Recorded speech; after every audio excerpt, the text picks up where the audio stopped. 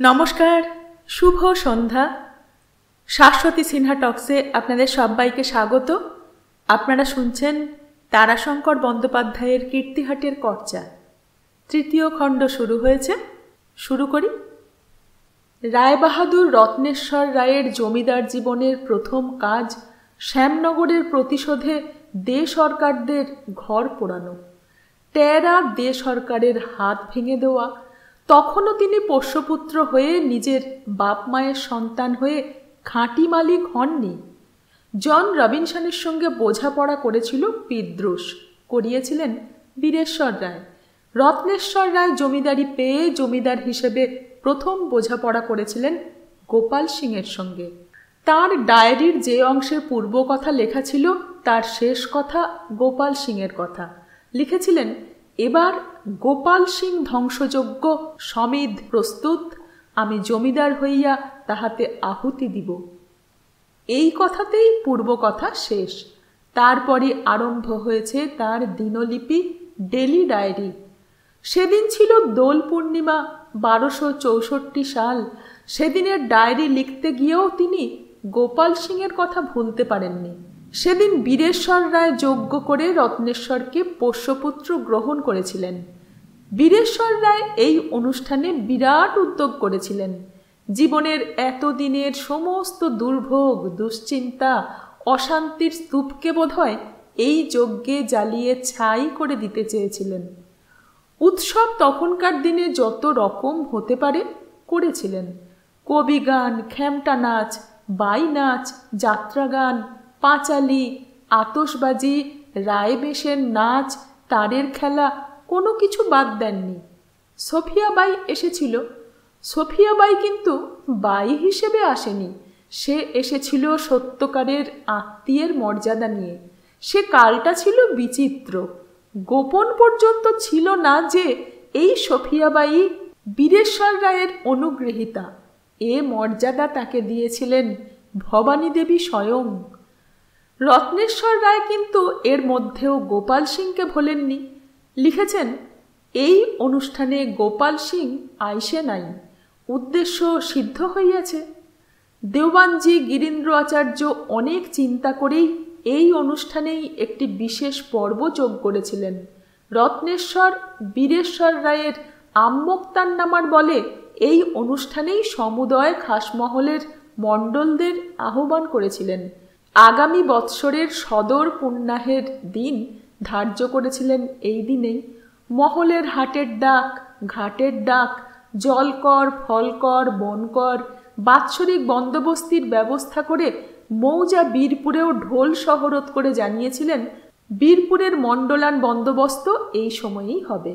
বীরপুর বন্দোবস্ত নেওয়ার পর থেকে এ পর্যন্ত গোপাল সিংকে নাকচ করবার জন্য অনেক খরচ করে যে বিস্তৃত জাল ফেলেছিলেন তা প্রায় বাতিল বা নাকচ হবার সম্ভাবনা ছিল এতে।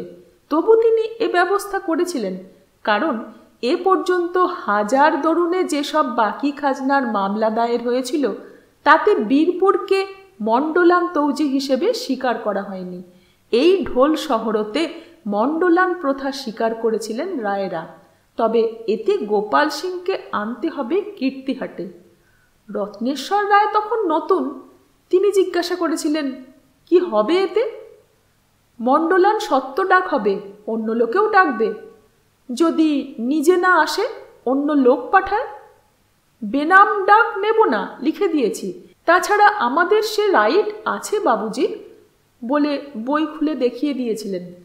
এই পড়ে দেখো, দেয়ার পাওয়ার টু সামন and if necessary to compel the attendance of their tenants was maintained. আচার্য বলেছিলেন, হাত আমাদের লম্বা বাবুজি, খেলতে পারলেই হলো। তোমার মাতুলের দোষ কি জানো? বড় জেদি আর একগুঁয়ে। ওই যে ধরেছেন মণ্ডলান সত্য স্বীকার করব না তো করবই না, দেখো না আমি কি করি। রত্নেশ্বর রায় বলেছিলেন, শুনেছি বীরপুর মৌজার 4-5খানা গ্রামের লোক তার খুব বাধ্যও বটে, আবার বাঘের মতো ভয়ও করে। কে ডাকতে আসবে তার সঙ্গে টক্কর দিতে? কথাটা মিথ্যে শোনেননি রত্নেশ্বর। গোপাল সিং শ্যামনগরে গিয়ে তার কাছে চড় খেয়ে শোধ নেবার জন্য দে সরকার এবং রবিনসনের কাছে যে আস্ফালন করেছিল তা কতখানি সত্য তা যাচাই করে নিয়েছিলেন রত্নেশ্বর। বীরপুরের গোপাল সিং সত্যই বিচিত্র চরিত্রের মানুষ। হয়তো সে আমলটাই বিচিত্র, সুলতা। সে আমলে 2-4খানা গ্রামের মধ্যে এমনি ধরনের একজন লোক ছিল যারা ছিল গ্রামের সর্বে সর্বা প্রধান। তারা ব্রাহ্মণ পণ্ডিত নয়, তারা সম্পত্তিশালী দুর্ধর্ষ লোক।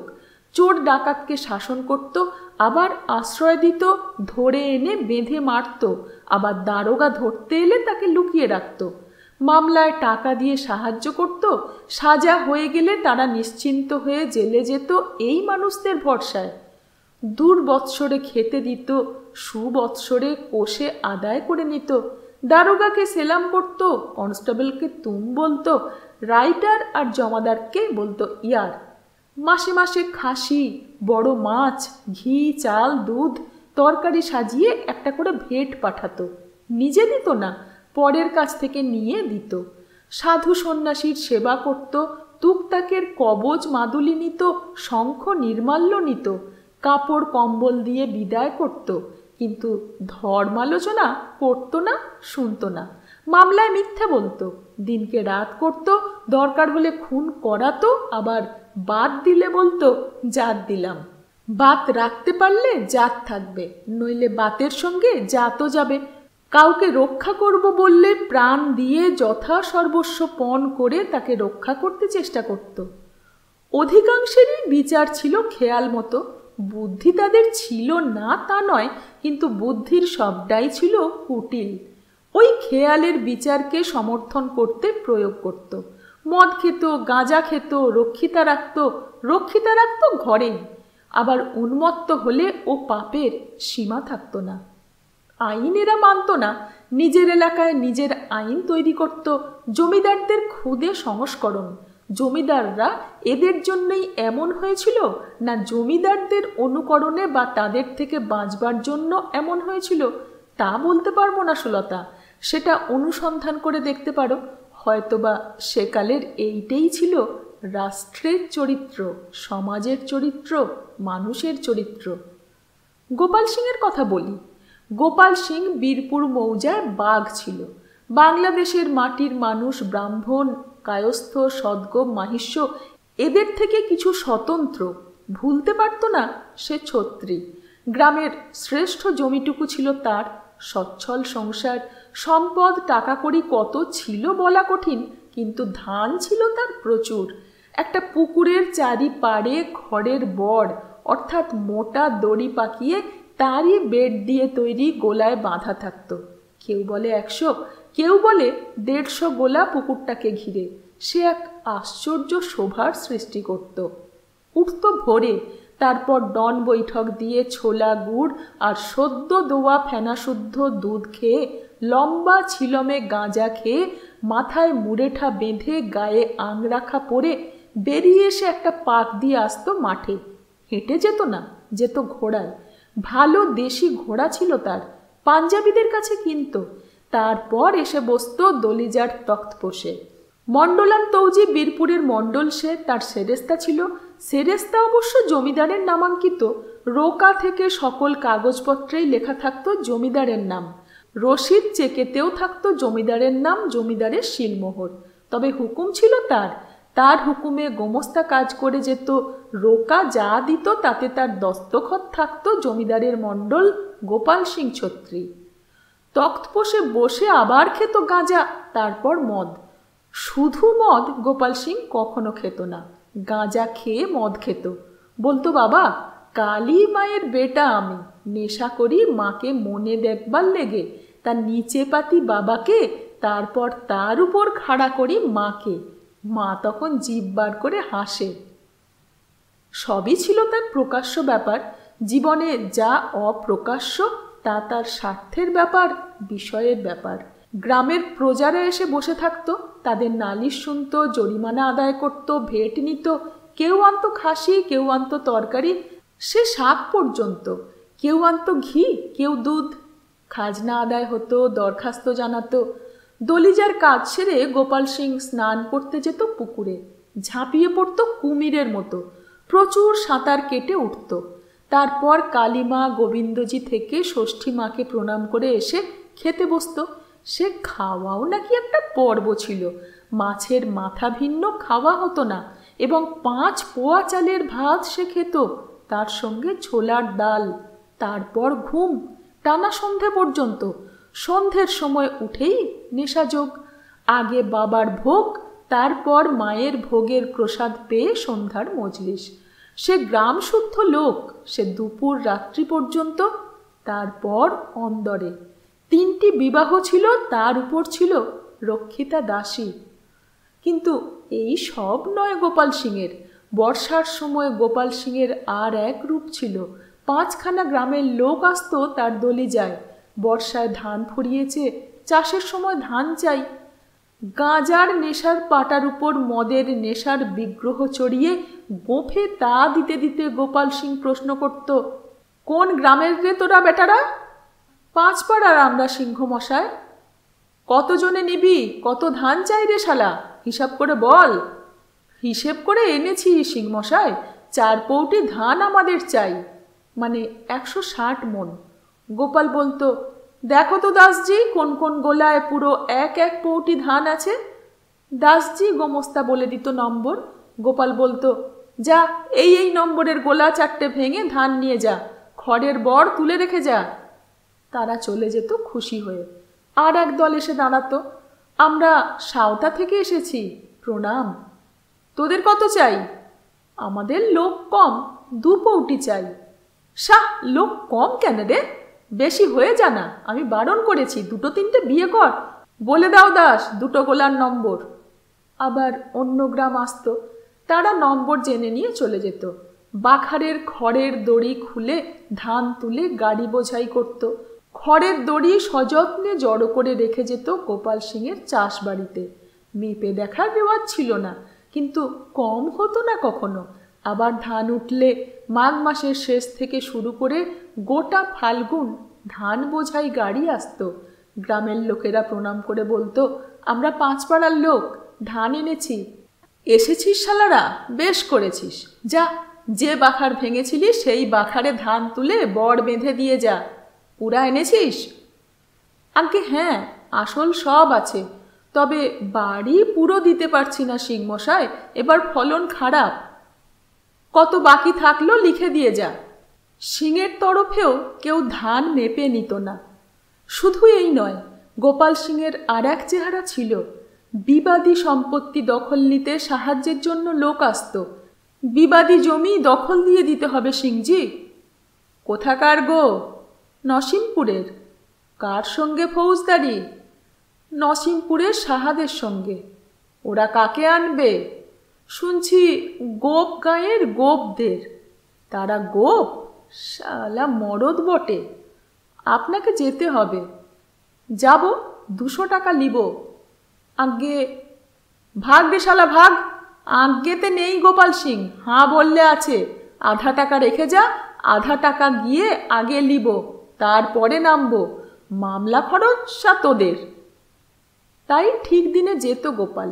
ফাটাফাটি করে মিনিট 15-র মধ্যে 2-4টেকে ঘায়েল করে তাদের ভাগিয়ে দিয়ে চলে আসতো। 2-4 লাঠি খেয়েও আসতো, কিন্তু জখম হয়ে মাটি সে নেয়নি কখনো। ফৌজদারি মামলায় আসামি হতো, কিন্তু বিচিত্র অ্যালিবি রেখে যেত, যার জোরে অধিকাংশ সময় বেরিয়ে যেত। কেউ আসতো শত্রুর ওপর শোধ নিতে হবে। কি করতে হবে? শিক্ষা দিতে হবে। বাবা, লেখাপড়া জানি না আমি, মারধর জানি, জাল নিতেও জানি, বাকি কি করতে হবে বল? ঘা কতক উত্তম মধ্যম। হাত লিব না পা লিব না কান কেটে লিব তাই বল। হাত পা ভাঙতে লিব 100 টাকা, কান কেটে নিতে 150। জান নিতে হবে বললে বলতো, কি করেছে তোমার? বেটি বহু বহেন কারুকে বাহার করেছে? তোমার কারুর জান লিছে? সি হলে পর লিতে পারি। রাখো 500, নাম বলো, হদিস বলো। 7 দিনের অন্দরে লাশ মিলবে মাঠে, না তো ঘাটে, না তো রাস্তার উপর, না হলে ভাগো। ঘরে আগুন দিতে হলে 5-10 টাকা। পথের মধ্যে লোকের সামনে কান মলে দিতে হলে 25 টাকা। তার সঙ্গে দুটো থাপ্পড় দিতে হলে আরও 10 টাকা, তার সঙ্গে গাঁজা মদ। এও সব নয়, এমন যে গোপাল থানায় তার খাতির খুব, খাসি মাছ ঘি তরকারি দুধ মধ্যে মধ্যে টাকা এ গোপাল দিত।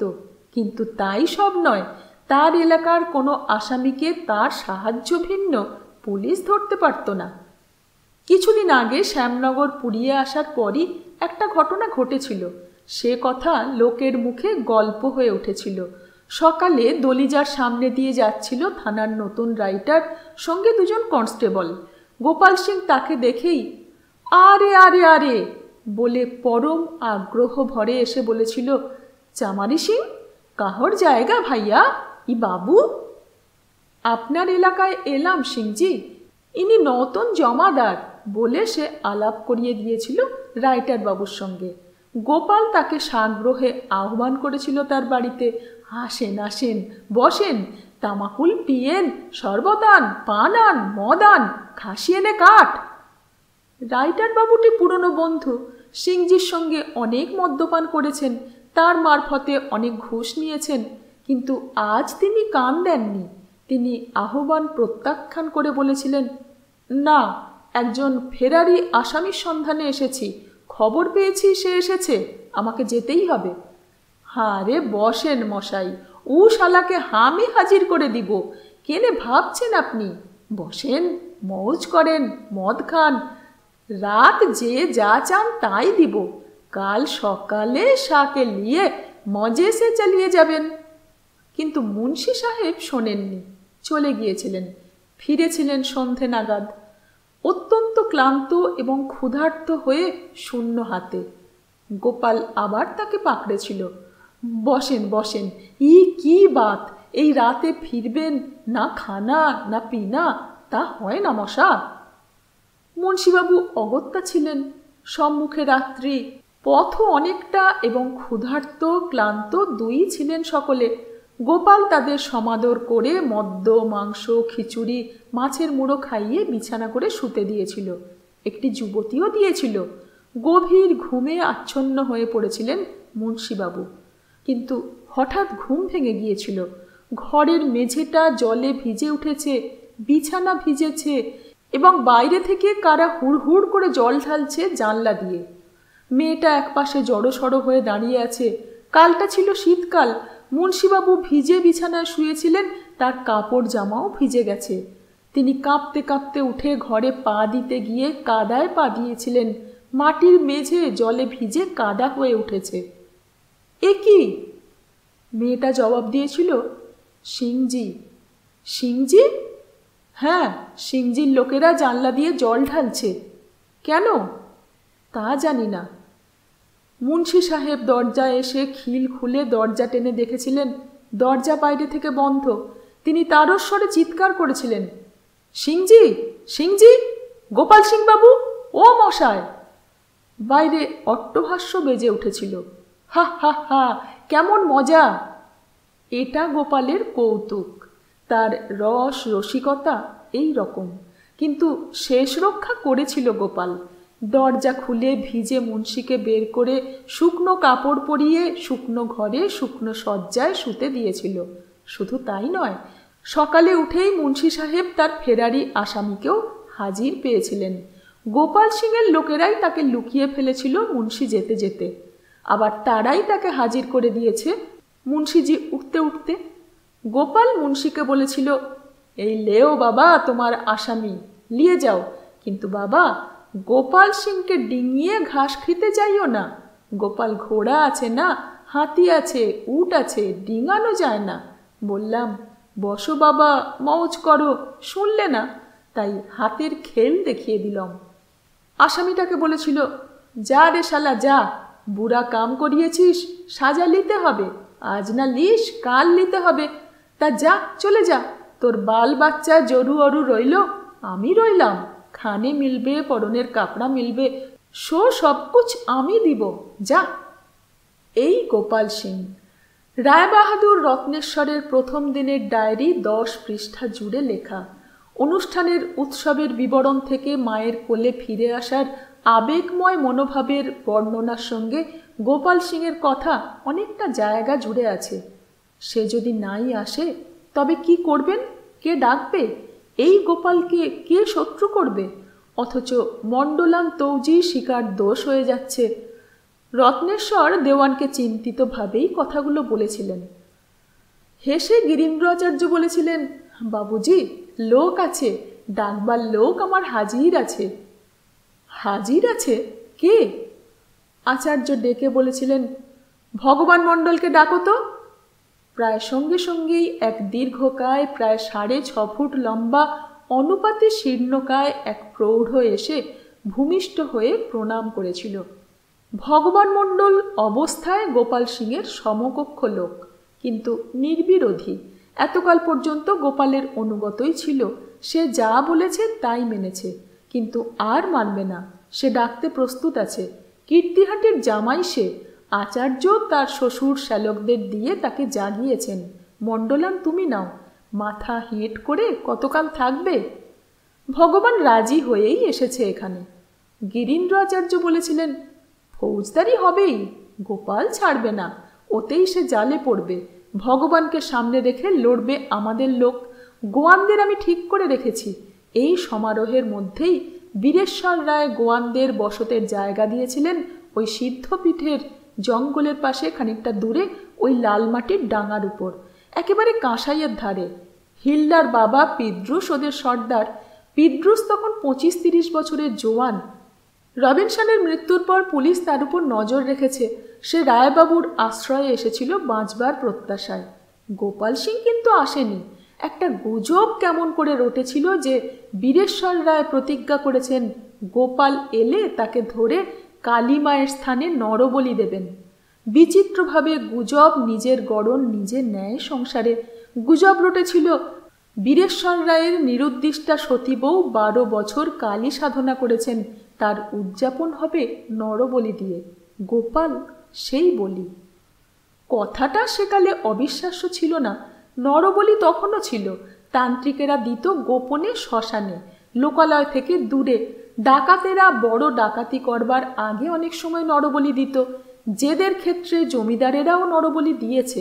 নিজে গোপালও বলি হিসেবে নরবলি না দিক, নরহত্যা কয়েকটা করেছে, তার মধ্যে একটাকে নরবলি বলা চলে। ছিরুদাসকে সে কালী পূজার রাতে অন্ধকার মাঠে এক কোপে কেটেছে। কাছাকাছি অঞ্চলের মধ্যে শিবপুরের ছিরুদাস একসময় দুর্দান্ত দুর্ধর্ষ হয়ে উঠেছিল। মানত না সে কাউকেই।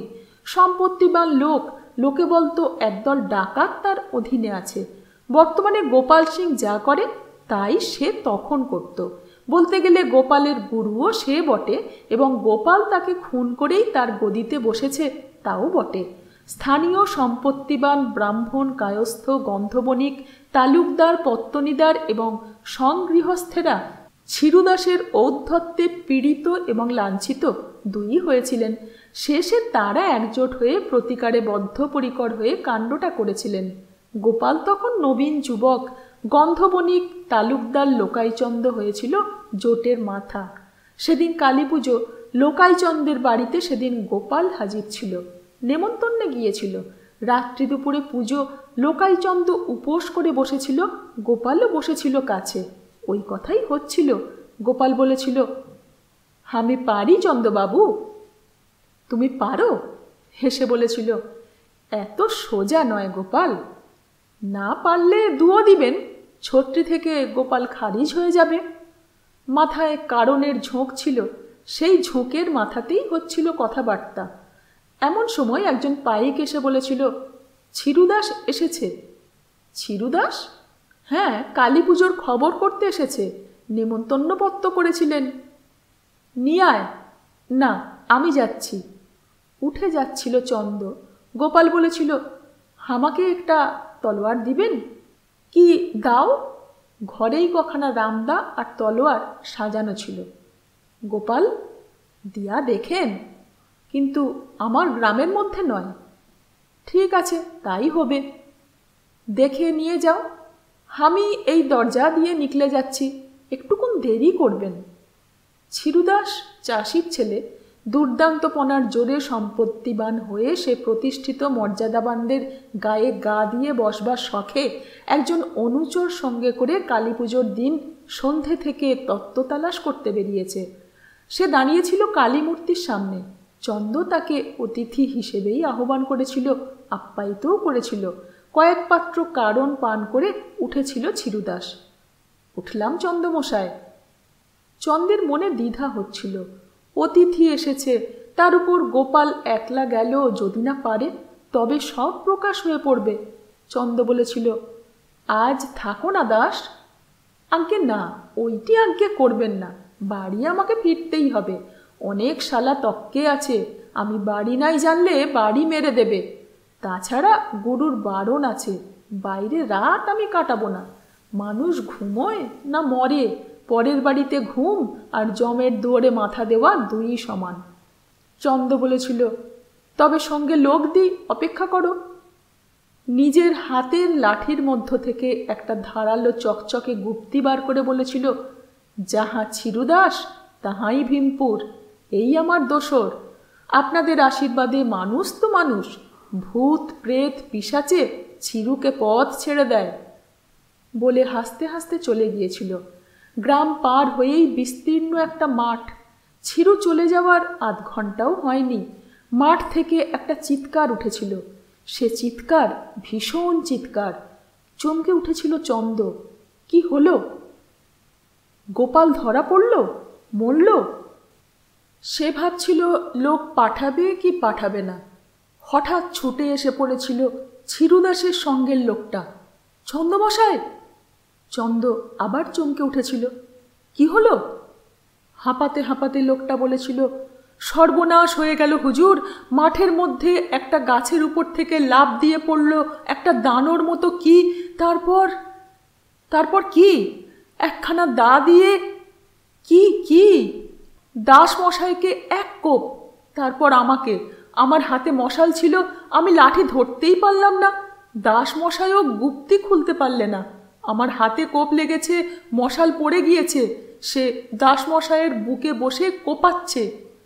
লোকজন গিয়েছিল হৈ হৈ করে, স্বয়ং চন্দ গিয়েছিল। হৈ হৈ সেই করিয়েছিল। গোপাল জানে সেটা চন্দ্রমশাইয়ের ইশারা। গোপাল তখন অমাবস্যার অন্ধকারের মধ্যে দূরে চলে যাচ্ছে। যেতে যেতে হেসে উঠে সেই জনহীন মাঠে বলে উঠেছিল, ছয় কালী। পরদিন পরিচ্ছন্ন পোশাক পরে মুড়েঠা বেঁধে এসে চন্দকে নমস্কার করে বলেছিল, আপনার বাড়িতে কালী পুজো হয়েছে কাল, পেশাদ নিতে এলাম। চন্দ খাতির করে বসিয়ে বলেছিল, এসো এসো এসো, প্রসাদ সর্বাগ্রে তোমার হে, তুমি সাধক, বসো। কথাটা গোপালের মনে পড়েছিল। গোপাল সেই জন্যে আসেনি, তবে উকিল সে পাঠিয়েছিল। উকিল, মজবুত উকিল, মহিষাদল স্টেটের নায়েব। মহিষাদলের কাছারিতেও সে গিয়েছিল। রাজা বাহাদুর তাকে তিরস্কার করেছিলেন। গোপালের বিবরণ তার অজানা ছিল না। বীরেশ্বর রায় তার সঙ্গে যে সম্ভ্রমপূর্ণ ব্যবহার করেছিলেন, তিনি শীলদের সঙ্গে মিটমাটের জন্য রাজা রাধাকান্ত দেব বাহাদুরের কাছে গিয়েছিলেন। রাজা বাহাদুরকে যে কথা বলেছিলেন সব কিছুই তার কানে এসেছিল এবং শ্যামনগরে সে দে সরকার এবং রবিনসনের সঙ্গে হাত মিলিয়ে গোটা গ্রাম পুড়িয়ে দিয়েছে এবং রত্নেশ্বরকে পুড়িয়ে মারবার জন্য ঘরে শিকল দিয়ে বন্ধ করেছিল, তাও জানতেন।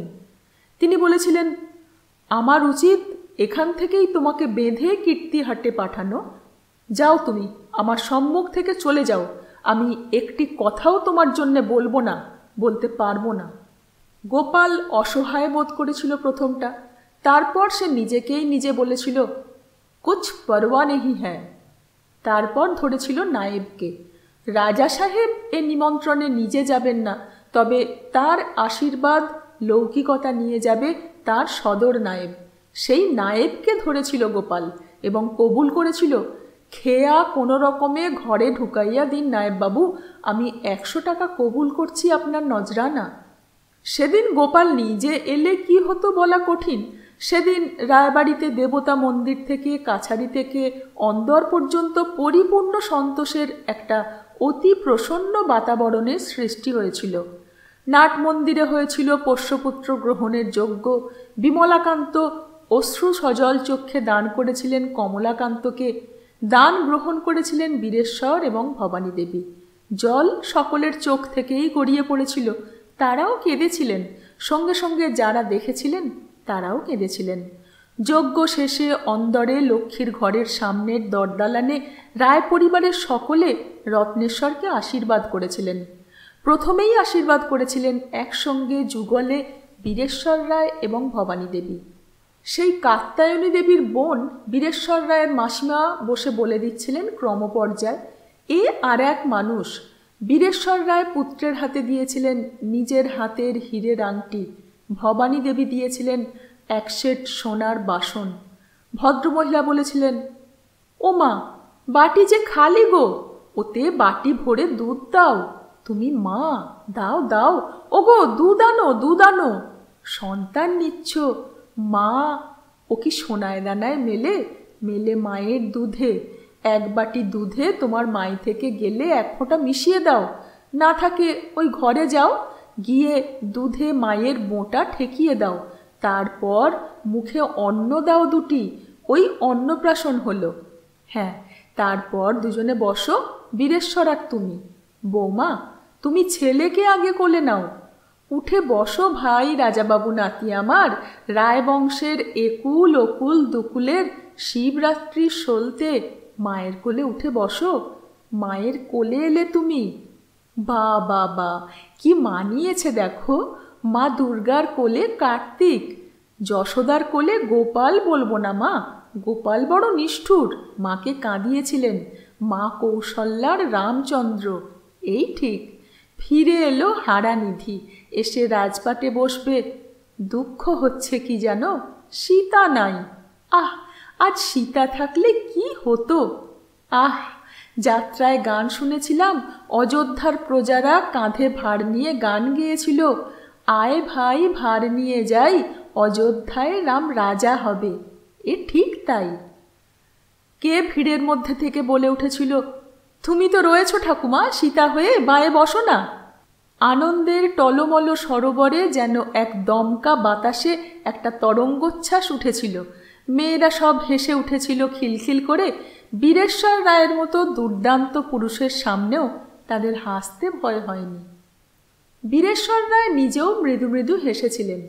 ঠাকুমাটি বলেছিলেন, কে এলা? কেউ সাড়া দেয়নি। ঠাকুমা বলেছিলেন, এ নিশ্চয় অঞ্জনা, ও নইলে কে বলবে এমন কথা। মর মর মর, আমার মানাবে না ভাবিস বুঝি? ওলো, আমি রাজকুমারী রানী কাত্যায়নীর মাস্তুতো বোন। আমাদের গায়ের রং সোনার মতো, রূপ আমাদের লক্ষ্মীর মতো, সাজলে এখনো নাতিকে ভোলাতে পারি। মরণ। আবার হাসির রোল উঠেছিল। ঠাকুমা বলেছিলেন, থাম, হাসিস নে, শুভকর্ম হয়ে যাক। বৌমা, এবার ছেলেকে চুমু খাও, খেয়ে তুমি বীরেশ্বরের কোলে দাও।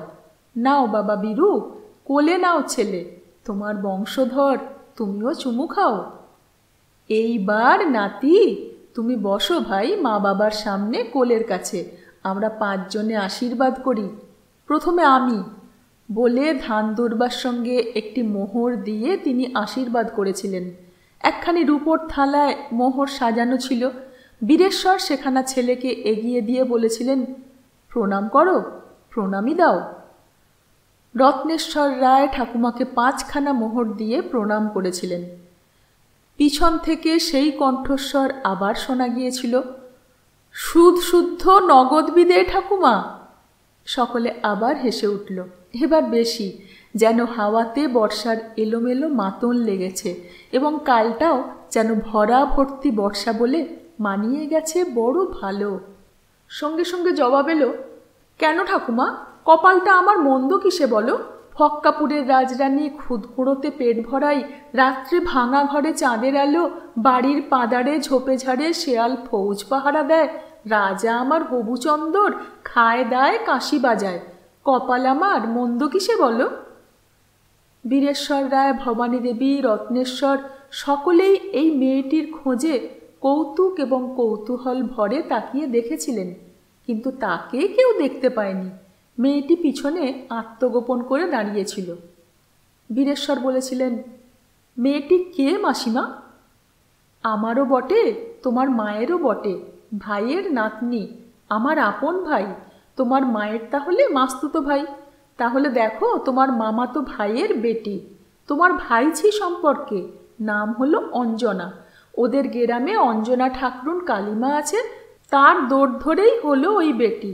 তা আমাকে মধ্যে মধ্যে নেকে চিঠি, তোমাদের খবর নেয়। এবারে তুমি রাজসূয় অশ্বমেধ করছো বাবা, দেশ দেশান্তরের লোক এলো, প্রজা সজ্জন, তালুকদার, পত্তনিদার, বড় বড় নোক, হাকিম হুকিম। তা আমিও ওকে নিকেছিলাম, আসবি, অবশ্যই অবশ্যই আসবি, চোখের সার্থক করে যাবি। ভবানী দেবী বলেছিলেন, বেশ করেছেন মাসিমা, উচিত করেছেন, বলা তো আমাদেরই কর্তব্য ছিল, তা আমরা তো ঠিক জানতাম না, বেশ করেছেন। বীরেশ্বর রায় ভবানীকে বলেছিলেন, তুমি খবর করো। এদিকে আশীর্বাদ একের পর এক হয়েই চলেছিল। রত্নেশ্বর প্রণাম করে অন্য সকলকেই একমোহর করে প্রণামী দিয়ে চলেছিলেন। আশীর্বাদের পালা শেষ হতেই এসেছিল প্রণামের পালা। রত্নেশ্বরের সঙ্গে সম্পর্কে যারা ছোট তারা এবং দাসীরা ভিড় করে এগিয়ে এসেছিল। হঠাৎ ঠাকুমা বলেছিলেন, অঞ্জনা কই? ও অঞ্জনা, তুই তো বড় লো, আয় আয়, কাল তো হিসেবে হলো তুই 7 দিনের বড়, আয় না লো। এবার এগিয়ে এলো অঞ্জনা, বললে, না ঠাকুমা, প্রণাম আমি নিতে পারবো না, আমি 7 দিনের বড়, উনি আমার থেকে 14 আঙুল মাথায় উঁচু। আমি মনে মনেই বলছি, ভগবান মঙ্গল করুন, মা কালী রক্ষে করুন আপদে বিপদে, জমিদার আছেন, রাজা হন। বলেই সে এগিয়ে এসে প্রথম প্রণাম করেছিল বীরেশ্বর রায়কে। একটি উজ্জ্বল শ্যামবর্ণা দীর্ঘাঙ্গী মেয়ে, সুন্দর মুখশ্রী, মাথায় একরাশ ফোলা কোঁকড়া চুল, নাকটি একটু খাটো, চোখ দুটি অপরূপ সুন্দর, একটু রোগা দেখাচ্ছে। পরনের কাপড়খানা পোশাকি কিন্তু পুরনো, হাতে দুগাছি শাঁখা আর বাঁ হাতে নোয়া, একটু শীর্ণ, দেহে পরিচ্ছদের অভাব যেন প্রকট হয়ে রয়েছে। বীরেশ্বর তার মাথায় হাত দিয়ে আশীর্বাদ করে বললেন, সুখী হও মা, কিন্তু প্রণাম নেবে না কেন রত্নেশ্বরের? সম্বন্ধে বড়। না না মামাবাবু, না, বলে সে ভবানীর পায়ে প্রণাম করেছিল। ভবানী দেবী তার চিবুকে হাত দিয়ে মুখে ঠেকিয়ে বলেছিলেন, ছেলেপুলে কি মা? বলে উঠলেন ঠাকুমা, তবে আর বলছে কি মা, ছেলেপুলে হয়নি। বীরেশ্বর বললেন, প্রণাম করো রত্নেশ্বর। রত্নেশ্বর সর্বাগ্রে কয়েকখানা মোহর তুলে নিয়ে প্রণাম করতে উদ্যত হল। মেয়েটি সঙ্গে সঙ্গে একটু সরে এসে হেঁট হয়ে অঞ্জলি পেতে বললেন, দিন, হাতে দিন, সোনা পায়ে রাখবার ভাগ্যই আমার নয়। আর প্রণাম ওই হলো, রাজাবাবুর কোন দূর সম্পর্কের গরিব বোন রানী কাত্যায়নী দেবীর মাস্তুতো বোনের খুঁড়তুতো ভাই তার নাতি, কথায় বলে সইয়ের বউয়ের বকুল ফুলের বনপো বউয়ের বঞ্চি জামাই, দিন। বলে অঞ্জলি পেতে মোহর কটা নিয়ে মাথায় ঠেকিয়ে বলেছিল, বাবু রত্নেশ্বরকে রাজা করো ঠাকুর, ধনে পুতে সংসারে ভরে দাও। কণ্ঠস্বরে তার এমন আন্তরিকতা যে সকলে তার কথায় মুগ্ধ হয়ে গিয়েছিল। এরপর সম্পর্কে ছোটদের প্রণামের পালা, তারপর দাসীদের। কুটুম্ব সজ্জন, গ্রামের জ্ঞাতিদের মেয়েরা দল বেঁধে এসেছিল এবং তারা ভিড় করে ঠুকঠাক প্রণাম শুরু করে দিয়েছিল। এতক্ষণে রত্নেশ্বর সহজ হয়ে উঠেছিলেন, হাসি মুখে প্রত্যেকের হাতে একটি করে গিনি দিয়ে তাদের বিদায় শেষ করেছিলেন। তারপর বাড়ির দাসদাসীরা, বীরেশ্বর বলেছিলেন, বেলা 3 প্রহর হয়ে গেছে, তোমরা একসঙ্গে প্রণাম করো, তোমাদের সকলের প্রত্যেকে 5 টাকা করে পাবে। ভবানী দেবী বলেছিলেন, আমার সঙ্গে আয় রত্ন, একটা কাজ বাকি আছে, আয়। বলেছিলেন, মহাবীর, এখন কেউ যেন না আসে। বীরেশ্বর রায় তখন প্রায় সুস্থ, শুধু একটা পা একটু টেনে চলতে হয়, লাঠি নিতে হয়েছে। তার সঙ্গে তিনি রত্নেশ্বরের কাঁধের উপর ভর দিয়ে সিঁড়ি বেয়ে উঠে গেলেন। দোতলায় এই মহলে তিনি, ভবানী এবং রত্নেশ্বর ছাড়া কেউ থাকে না। আর একজনকে ভবানী দেবী নিয়ে এসেছেন, সে হলো সফিবাই। বিবি মহল বিশিষ্ট অতিথিতে ভর্তি। বাইজির দল, খেমটার দল সেসব অন্য জায়গায় থাকে। সফিকে ভবানী এখানে একখানা কোণের ঘরে থাকতে দিয়েছেন। বীরেশ্বর রায় কিছু বলেননি। রত্নেশ্বর বলেছিল, লোকে কি বলবে? ভবানী বলেছিলেন, কি বলবে? বলবার কি আছে? আমার বাপের শেষকৃত্য আমি করতে পারিনি, ও করেছে। তারপর 6 বছর ও ওর সেবা করেছে। এতেও যদি ওর থাকলে নিন্দে হয়, তবে সে নিন্দে মাথায় করে নিতে হবে।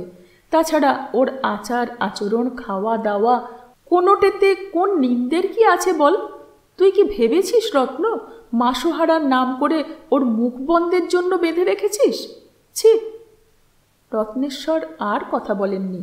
সফিবাই সেই দিন থেকেই রায়বাড়ির তনখা নিয়ে জানবাজারেই কাছাকাছি একটা বাড়িতে থাকে। নিত্য সন্ধ্যার সময় আসে, বীরেশ্বরের সামনে মেঝেতে বসে থাকে।